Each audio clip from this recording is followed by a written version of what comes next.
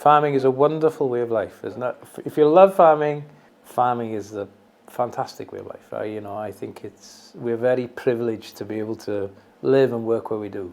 But if you hate farming and you don't want to be farming and you're forced to farm, it's hell on earth. I know people who are farming and they don't want to be doing it because you can't switch off from it. It's there all the time.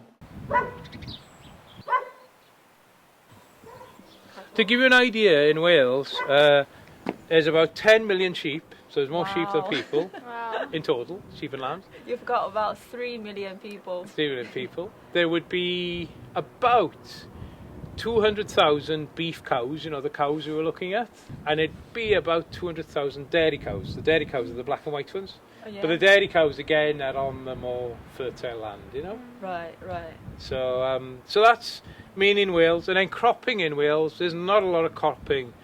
I think it's about 5% of the land grows cereals in Wales. Mm-hmm. Whereas if you're in England, my guess is you would be, I'm not sure what the latest figures are, but it would be over half. So Wales is just mountains and grass, really. And yesterday I had some traditional Welsh lamb stew. Oh yeah. Yes, and it was like so soft and tender. I'm wondering how they need to be, sent to the slaughterhouse. How old are they? They would be a lot of lambs would be between 3 months old and 6 months old. That's when the majority. Between 3 to 6. That's the majority. Mm-hmm. I say some then would be 9 and some even would be 12. So it don't have to be, but that's when a lot are, slaughtered. I would say 70% would be between 3 and 6 months old, and the rest after would be. Quite young.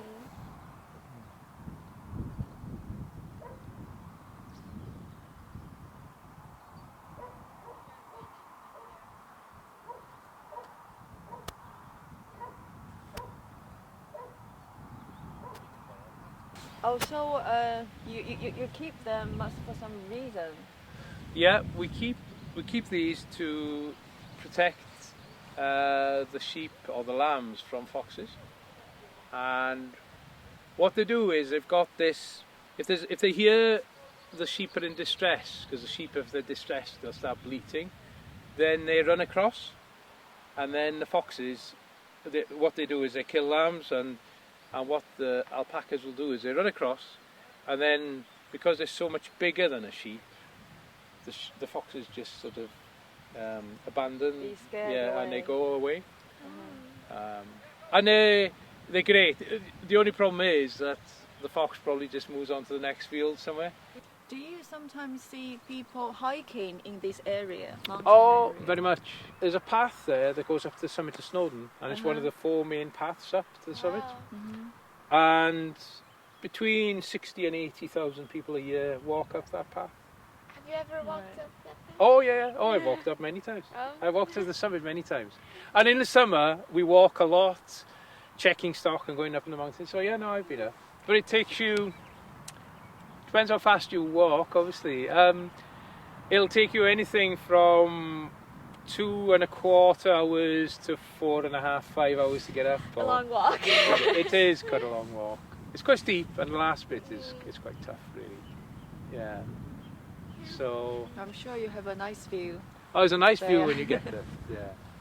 Yeah. The reason there's no sheep at all on the mountains now is we have an agreement, or we're paid really, to keep sheep off the mountain in the winter. Because in terms of the vegetation, the habitats, grazing the mountain in the winter, the sheep tend to graze things that the ecologists don't want them to graze. They're eating, plants that really they're trying to protect. So that's one of the reasons there's no sheep there in the winter.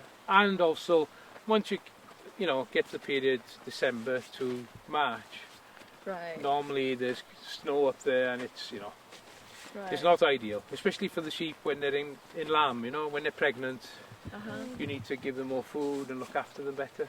Right. So Do they get pregnant like any time, or they have a No. special season? sheep are seasonal breeders. So sheep get pregnant in the autumn. Autumn. So it depends on the type of sheep. But we would be turning the rams they use in late October, November, Right. and then they'd be lambing in April, end of March, April.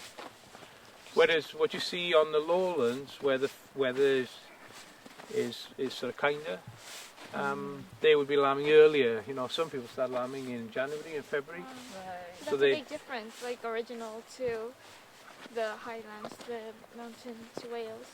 Yeah, what you do is you try to make sure, like if we were lambing in January, the weather would be just too bad in January and there'd be no grass. Too. Whereas- And how long does a baby sheep stay in the mums before it comes 5 out? months. 5 months. 5 months. 5 months. Right. So sheep is 5 months. Mhm. Cows, you know, those cows that are going to bring calves, is 9 months. So 9 months for a cow. So from the time the cow runs with the bull to when she brings the calf is 9 months. And then for a pig, not that we haven't got any pigs, You don't have any. we haven't got any pigs, but But- pigs are 3 months, 3 weeks and 3 days. What does that mean? Oh, so a pig, the period from the pig being served by the boar to bringing babies is 3 months, 3 weeks and 3 days. Ah, That's the, yeah. So sheep is 5 months and a cow is 9 months. right. The problem with this is it's heavy, so your range is very, very limited. It's only about 24 miles you've got out of it. The van, that would do, we got that up to about 60 miles. And really, it needs to be up to 100 to be useful, you know? Where would you go in it? Well, we've just been running around the far, you know, sort of down to Big Ellet, and it's quite good. We went up the track over there, we took it up there. It's quite good off-road on hard surfaces. It's not so good on fields when the fields are wet. But it's just a little bit too...